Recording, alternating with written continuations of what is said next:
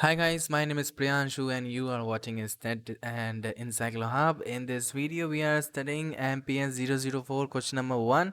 Before starting this, I want to share something. We are the company which we provide all type of solutions that if you need any type of solution related to any subject, and if you are doing any degree or are you in college, so you can call or message us on our WhatsApp number and tell us all of your queries, what is your problems and what are the issues.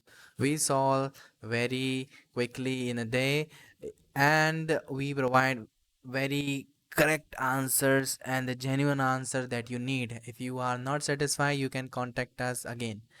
Now the question number 1 is calculate the average Broglie wavelength of a nitrogen molecule at room temperature, given that the mass of nitrogen molecule is 4.65 into 10 to the power minus 26 kg. So in this one, if we prepared all the answers according to the numbers, and if you need answer of not particular this question, if you need answer of the all the questions, so you can contact us. We provide all the solutions according to your needs.